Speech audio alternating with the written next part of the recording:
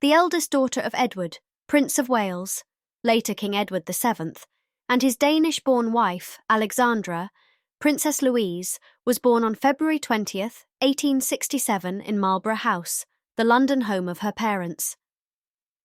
She spent much of her childhood in Sandringham House, her parents' country retreat in Norfolk, and lived a rather sheltered life with her sisters. The Princess of Wales was a possessive mother who would rather let her daughters remain unmarried than marry them off to German princes, and as a result, Louise and her sisters Victoria and Maud, collectively known to their relatives as the Wales girls, grew up to be intensely shy and reserved. As the eldest daughter of the future King of the United Kingdom, Louise certainly occupies a very sterling position. However, she could hardly be regarded as a great catch. She sadly did not inherit her mother's glamorous looks, and she was considered to be the plainest looking among her sisters. She was retiring by nature, and so excessively shy and tongue-tied that strangers who attempted conversations with her considered it to be a taxing experience.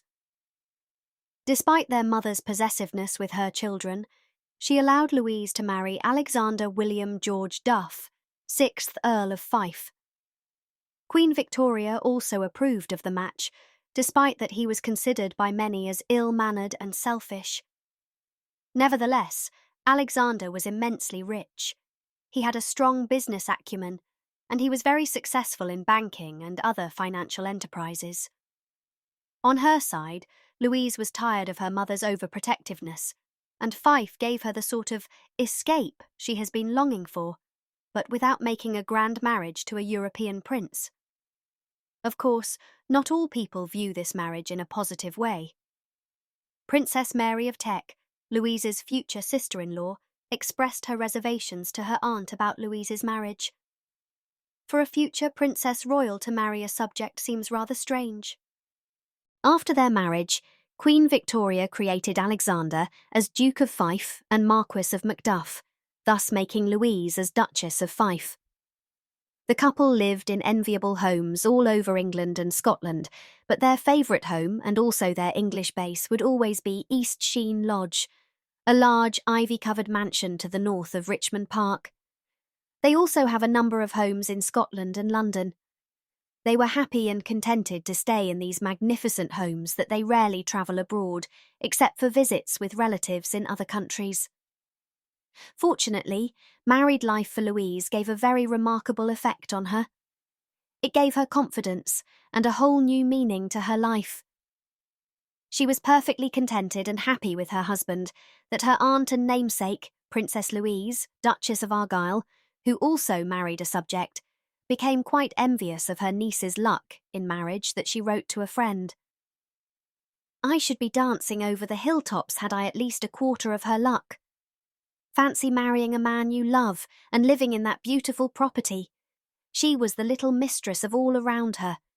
It was what one reads of in books, but never comes true as a rule." Friends and relatives who visited her were amazed by her vivacity that the Duchess of Teck commented that it does one's heart good to see them. A lady-in-waiting to the Duchess of Cambridge wrote a letter to her sister describing a chance meeting with Princess Louise, who was newly married at that time.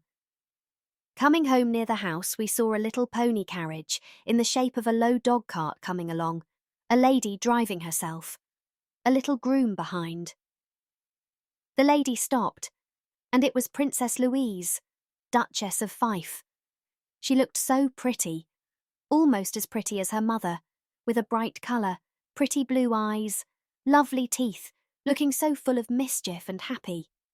She shook hands with me, and then asked Princess May, future Queen Mary, to take a turn with her in the park, so the two young things drove off in great glee. The Fifes were spending Saturday to Monday at Sheen. Mrs. May says Mrs. Louise is so happy." After her marriage, Louise also discovered her talent for painting and interior design, which she put into good use by designing and decorating their family homes. She also fell in love with fishing and other outdoor activities on her visits to the beautiful scenery of Scotland. On June 16th, 1890, Louise gave birth to her first child, a stillborn baby boy. She had another baby a year later, a daughter, Lady Alexandra Duff. 2 years later, Louise gave birth to another daughter, Lady Maud Duff. Once it became apparent that the couple would not be having a son, Queen Victoria created a new patent that the Dukedom of Fife would pass to their daughters. Family life for Louise was an idyllic one, and they would often avoid court life as much as possible. On December 13, 1911, Louise and her family were shipwrecked off the coast of Morocco. They were supposed to spend the winter in Egypt. However, they encountered a violent storm on the sea. The family was unharmed, and they were able to continue their journey to Cairo. But the Duke caught a chill, which quickly turned into pleurisy. He died on the early morning of January 29, 1912, in Aswan. Alexander's death plunged Louise in a state of shock. She later unburdened her feelings to a friend in a letter. She also wrote to Queen Mary, "My children and I have been through great trials, but God is giving us this strength to bear our great sorrow. My beloved Macduff had a beautiful and peaceful end in this silent land. I am thankful to think of his peace. No more pain nor anxiety now, but my heart is aching for his dear presence, as we were always together." Louise and her daughters arrived in England with Alexander's coffin at the end of February. Queen Mary described it to be an awfully meeting between them, and Queen Alexandra was amazed at her daughter's fortitude. For her, Louise has become a saintly heroine and a completely changed person who can bear every cross. In the autumn of 1929, Princess Louise, now the Dowager Duchess of Fife, became ill with gastric hemorrhage. Despite the best medical attention given to her, her health continued to decline. She lingered for the next 15 months until she died on January 4, 1931.